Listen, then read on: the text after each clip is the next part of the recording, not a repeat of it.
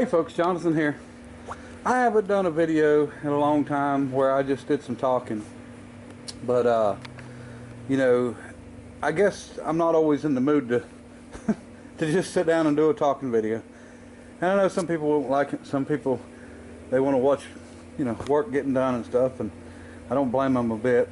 So, if you don't want to listen to me run my mouth and talk, then you don't have to watch this video. Anyway, sometimes you get to thinking about stuff. I was watching a documentary about a guy that had been in prison for 19 different times. And he talked about that his family taught him that the best thing that he could do was go commit a lot of crimes. And now this was the adults teaching him this while he was a kid. Was teaching him that he needed to go commit all the crimes he could do before he turned 18. That way he wouldn't get in as much trouble. And they actually was teaching him that, and which is just crazy. But it got me to thinking about my past and how I grew up and the things that I learned. And I ran away when I was 15, and I had some tough years after that. That's when things really got hard. That's when I learned what it was like to be hungry. And I don't mean just hungry to eat. I'm talking about, it had been 2 or 3 days since I'd ate and didn't have no money to buy nothing. Was in a bad spot. So had a lot of things go on at that time. I'd never met my biological father. So, I didn't have it easy. I was lucky enough, I guess, that the adult influences I had around me wasn't the type that the guy that was in prison 19 different times had. I want to tell you about just some of the people up in West Virginia in the mountains that a lot of people would probably pass right by, overlook. Some of you might even run from them. Anyway, for one instance, there was 3 brothers named Bill Pecker, Punk, and Squeak. So that was what they went by, and that was their names. It was 3 brothers, and as I remember it, they were all into logging, and they all 3 had some nice cars, old Chryslers, old Camaros, stuff like that. The thing is and I guess I learned this from them because I was so impressed with what they had done. Okay, so they were loggers. But in West Virginia, it's not an easy job to log. I mean, going up, dragging trees off the mountains and through the hills is not that easy to do. So these guys took 2 9-inch Ford rear ends, a 390 Ford motor and an automatic, and they built a skidder. And when I say they built a skidder, they built a real skidder. It wasn't no big one, but it was a skidder that articulated in the center, had a winch on the back, had a blade on the front, and looked like a real skidder. And they took it down in the woods and they worked that skidder, to make money, to drag logs. And what impressed me with it was the fact that how hard did they work to create a job that they had to go work. In other words, most people work hard not to work. They worked hard to work. So that gets me to my story, or the part of the story that I want to show you. Okay, so when I came down here and I was 18, 19 years old, and got away from West Virginia, where, was the smartest thing I'd done, because there just wasn't no economy up there. This is what I thought about, stuff like this. But that's not what I done, because I knew I couldn't. I didn't have the money, and I guess because of some of the people that taught me, or the people that impressed me, I decided that what I wanted to do was build something that I can make money with.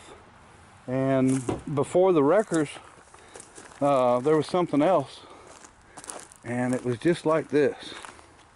Now, I bought this a little while back, and Scott Del Rey picked this up for me up in Asheboro, and because he lived 4 miles from where the guy was at, and so he just put it behind his truck and brought it to me. I tell you what I done when I guess I was 19, and I'd just gotten married, and you know, I was working a job. Don't get me wrong, I was still working, but you know, you never made enough money to pay for things, and I didn't have, or me or my wife, either one didn't have any parental help. As you're a teenager or a kid getting started in your 20s and stuff, most people have parents to help them along and tell them what's right and wrong when it comes to, you know, borrowing money or getting money, or you know, whether you do this or whether you do that. Well, we didn't have any of that, so me or my wife. So I had to work hard, you know.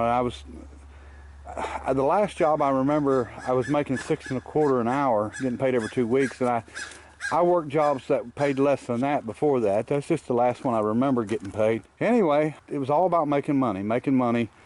There was no, let's build a fast car. That was completely out of my mind, and I kept that out of my mind for many years.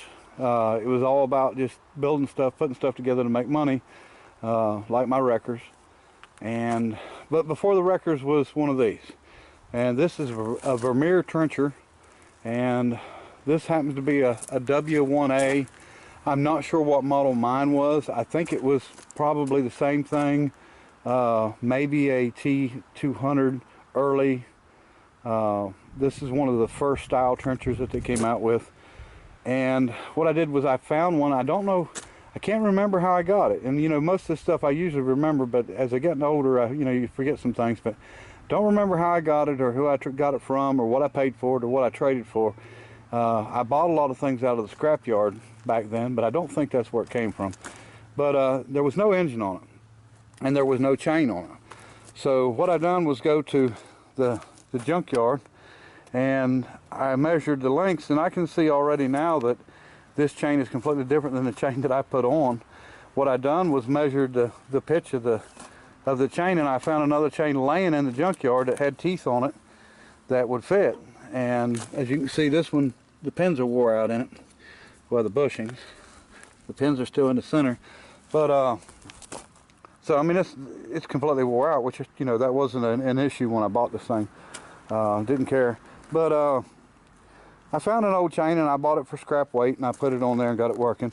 Well, engine wise, I didn't have no engine to put on it, and of course I didn't have money to go buy an engine. That wasn't even, you know, in the equation. So I had a Datsun or a Nissan front wheel drive, 4-cylinder, carbureted, and don't know what year. It was probably like a B210, B310 or something like that. But anyway, pulled the engine out and mounted it crossways right here, put a radiator on it, and the radiator was higher, or well, the engine was higher than the radiator, so I put a bleeder up top, and I used plastic PVC pipe, for white plastic, for the radiator hoses, and you know, just coupled it all together and put some rubber hose around it and clamped it. But it worked. You know, they got soft as it got hot. You could just feel them soft, but it did work. And I had taken one side of the transaxle where the axle came out, actually on this side, and I welded a piece to it, and I welded it to the frame so it wouldn't turn. So this side would turn, and it operated the pulley for the chain, and it operated a hydraulic pump, which is right here.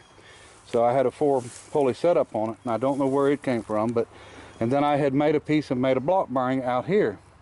So I was using the CV joint and the shaft with the pulley on it, and then the block bearing.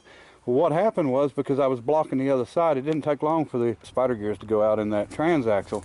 So it wasn't long after that I tore it apart. I welded the spider gears back together and put it back and had it running as a posi unit, you know, and went back to work with it. But I worked really hard so I could go out and work really hard. But on that machine, I don't remember how much a foot I was charging, but it wasn't long after the water department finally ran water out in this area, so I had quite a bit of work to do. And I do remember setting this thing up, well, not this particular one, but you know what I'm saying. But I set it up, put it down, and I think my chain was a lot wider than this, if I remember right. This, you know, and I don't know what my chain was off of. a completely different unit. And these things are noisy as can be, but put it down in the ground, go hit my levers, go sit under a tree and watch it work. And as long as this thing was going in the right direction, it would keep right on going, keep right on digging where you wanted it. And always liked it, always wanted one, but I didn't want one to build into a trencher. I wanted one to build into a bulldozer. So this is the plan with this, is everything here is going to be gone. You know, everything's wore out anyway, so all that's gone. This is going to have a seat facing that way, going to have a blade on it, tracks, and I want to build a hood, and I'm going to put a different engine on it, something smaller, newer, electric start. The old Wisconsin, there's no compression. I don't know what's wrong with this, broke rod or what, but that's the plan. And to build a little tiny bulldozer, and because I always wanted to do that to the one I had, but I couldn't do it because I had to use it to make money with. And these are just hydraulic driven tracks, one motor on each side, forward and reverse, really easy, really simple. So probably I guess by Christmas, I'd like to have this done for my grandson, and to where he can at least get on it and do a little bit of pushing. I may shorten this up and bring the blade back closer or something. But, you know, like I said, the undercarriage, the framework, the hydraulic setup, and we'll swap an engine, move some controls around, and make that into a good little dozer. But, you know, it goes back to what I was saying about working hard to be able to work. It's a lot of the problem nowadays. You know, nobody's taught that, and, you know, I think back on it, and I wasn't really pushed or taught that. I was just impressed to see the things that I seen. I was really lucky, I guess, to see how it was like to be poor, and I mean really poor, and how it was like to you know, to have to get out and work and put something together just to have something. And I built my first wrecker when I was 21 or 22 years old, and they told me that you couldn't get on highway patrol rotation with a homemade wrecker. And I said, why? And they said, well, it's got to be rated by the manufacturer. And I said, well, if I'm the manufacturer, I can rate it what I want. So I did it. I got on. I had no problems. Actually, in all reality, my wrecker looked better than the wreckers that were on, because they were all wore out and old, and some of them even was still mechanical. And I built a fully hydraulic wrecker with a hydraulic wheel lift, and you know, painted it and made it look really nice. And I'm not saying I fooled them, you know. I just know that when they come out to inspect it, and I was nice and worried, they didn't have a problem with it whatsoever. You know, come down, looked, passed me. I was on. I'd done it for years. That was, you know, back in '95, I believe, is what year that was, but long time ago. So anyway, but that's the plans for this. And you know, if you're a young person, you're watching this, there's plenty of opportunity out there, but opportunity is not going to fall at your feet. Opportunity is something that you got to go out and look for, and you know, keep your mind open to what you can do and what you're going to do. You know, it's crazy. I try to tell people, especially young people, that learn everything you can learn, because you never know where you're going to be. I've done some stuff that, believe it or not, was more office related, and I've also done a lot of mechanic work. I've worked on everything from the smallest weed eater to the biggest dozer, and everything in between that. And I've always been lucky with mechanical stuff, and being able to work on it, not have any bad issues or problems with it. So I don't like working on some things, but you know, just because you don't like working on them don't mean you can't work on them. And I'm not gonna BS you. If there was a need for ditches to be dug right now, and I didn't have any money, I'd be working on this thing. You know, if there's a place where you can make money, you know, so what if it's an old machine? If somebody's crazy enough to hire you, I mean, I'm crazy enough to go in and do the work.